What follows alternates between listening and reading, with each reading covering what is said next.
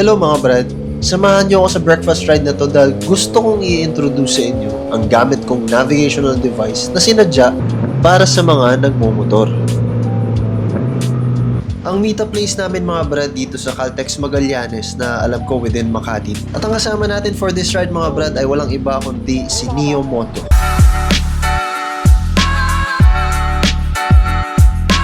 Oh, tara, let's go. Yan. Yung maliit na bilog na yan, na mas malaki lang ng konti sa average size na relo, yan ang navigational device na tinutukoy ko.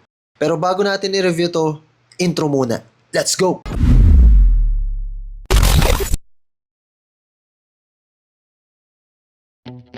Mga brad, ito ang isa sa pinaka-clean at minimalist na motorcycle navigation device ngayon, ang Beeline Moto 2. Alright, let's go! Shoutout nga pala sa Sena Philippines para sa aming intercom. Gamit ko ang Sena 60S at gamit naman ni Neo Moto ang Sena R35 para sa smooth coordination namin sa daan. Dito sa part na to mga brad, makikita nyo malinis na yung itsura ng handlebar ko kasi inalis ko na yung phone holder ko na may vibration dampener para hindi masira yung stabilization ng camera ng phone ko. At ito, very minimalist look.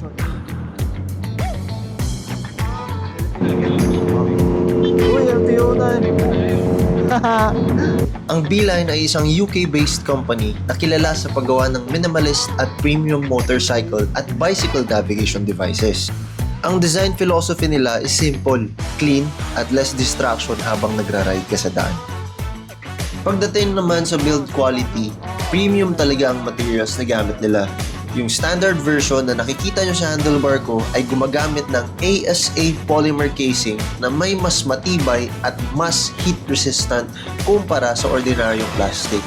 Partnered with CNC machined aluminum bezel para premium tignan at mas durable sa long rides. Yung metal edition naman mga brad, mas premium pa dahil gumagamit ito ng machine finished anodized alloy body with CNC aluminum bezel, habang ASA polymer pa rin ang back casing para lightweight pero matibay. Kaya kahit compact siya, solid ang pakiramdam at pangmatagalan talaga. Meron din itong glass display lens na may anti-reflective at hydrophobic coating, meaning mas malinaw tignan kahit tirik ang araw o umuulan. Plus, IP67 waterproof at shockproof rating kaya ginawa talaga siya para sa real-world riding conditions. Ang Moto 2 mga brad ay may bright, high-contrast color display na optimized for outdoor visibility, Bluetooth connectivity for both iOS at Android devices, at rechargeable battery na kayang tumagal ng mahigit 14 hours depende sa usage. Compact din siya with around 42mm display size kaya hindi mukhang bulky sa handlebars. May built-in GPS navigation, speed tracking, ride statistics, smart rerouting, at USB-C charging para modern at mabilis mag-charge. Ginagamit ko na tong device na to for 2 weeks at gusto kong i-share sa inyo experiences ko so far sa Beeline Moto 2 para makatulong na rin sa inyo if worth it sa itong device na to. But before that, gusto ko lang din i-share tong magandang experience ko sa Sena Intercoms mga brad. Imagine, gaano kalayo yung distance namin ni Neo plus yung mga interference in between, yung toll gate, yung mga signal jammers. Pero grabe, solid pa rin yung connection. Ang angas. Impressive. Sige, bre. Kamusta ka dyan? Mainit?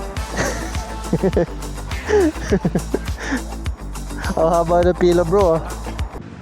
Aba, andito na pala kami sa Someday Cafe, mga brad. I-tour ko muna kayo dito ng mabilisan. Tara.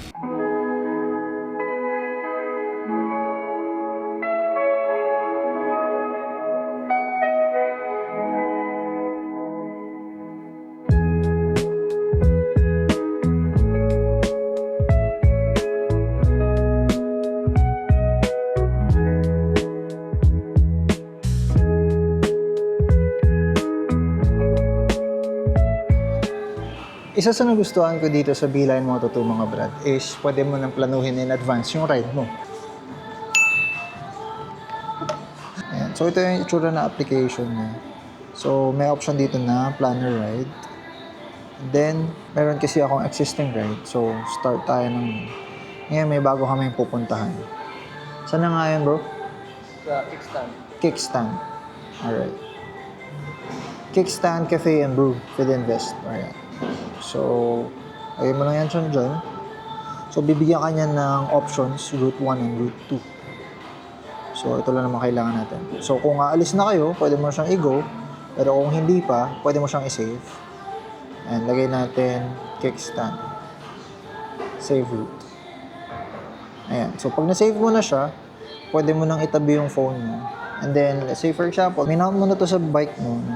So, press ka na lang dyan. So, ride, start ride, routes, lalabas dyan lahat ng sinave mo na routes.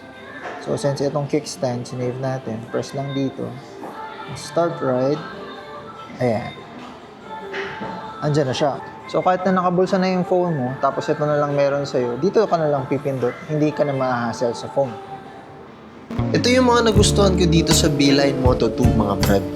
Since connected siya sa phone, kapag meron kang intercom, pwede siyang magbigay ng voice navigation instructions through audio. Parang traditional GPS maps natin. Kaya hindi mo na kailangan tumingin lagi sa device habang bumabiyahe. At ang maganda pa rito, around 300 meters at 50 meters bago ka lumiko, nagbiblink na yung device para may visual warning ka agad. So kahit na wala kang intercom, meron ka pa rin clear indicator para hindi mo ma-miss yung turn mo. Plus, may kasabay pa siyang beep notification bilang additional alert. Kaya mas madali mo mapapansin kahit nakafocus ka sa daan. Simple lang yung interface niya, pero very rider-focused talaga yung features niya. Kaya less distraction, pero kompleto pa rin sa navigation assistance. Ang isa pang maganda dito sa Beeline Moto 2 mga brad, sobrang dali niya ilipat from one motorcycle to another. Ang kailangan mo lang talaga is additional mount, then ready ka na gamitin ulit sa ibang motor. Maganda to sa mga taong maraming motor, ano? Para siyang plug and play setup para sa riders na maraming bike na ginagamit. Meron din siyang iba't ibang klase ng mount para makapili ka kung ano mas convenient sa'yo. Kaya sa almost 2 weeks na paggamit ko nito mga brad, masasabi kong maganda talaga siya as a navigation device. Kaya kahit hindi mo nakikita yung buong map tulad ng traditional GPS, sapat at malino naman yung directions na pinapakita niya para hindi ka maligaw habang bumabiyahe. Ang maganda pa, dahil minimalist yung interface niya, mas focus ka talaga sa daan kaysa sa screen. Kaya mas clean at less distracting overall riding experience. Pero syempre, wala namang perfect device mga brad. Yung mga usual na nagagawa natin sa phone, hindi mo magagawa dito sa Beeline Moto 2. Gaya ng pag-check ng notifications, pag-control ng Spotify playlist, o pagtingin kung sino man yung tumatawag sa'yo. Well, mainly because ang Beeline Moto 2 is designed talaga as a dedicated navigation device. Focus niya is bigyan ka ng simple, clean at distraction-free navigation habang nagra-ride. Kaya kung hinahanap mo yung all-in-one smart display experience, baka kulang yung features niya para sa'yo. Pero kung ang kailangan mo lang talaga is navigation without unnecessary distractions, sobrang solid at highly recommended talaga itong Beeline Moto 2. Meron din ibang mounts gaya ng crossbar mount at mirror mounts para pasok sa setup ng kahit anong motor. Ang price ng Beeline Moto 2 na nakikita nyo dito sa handlebars ko is 11,990 pesos.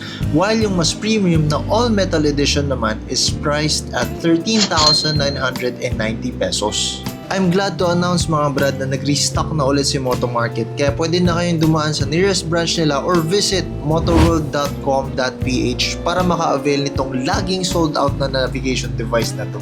Ano kaya susunod na i-feature natin mga brad? Pero bago yun, follow mo na ang YouTube, Facebook, Instagram, and TikTok account ni Jajabel para updated ka. Lagi kong sinasabi sa inyo, alam nyo na yan. Kapag napagkatiwalaan, ingatan. Let's go mga brad!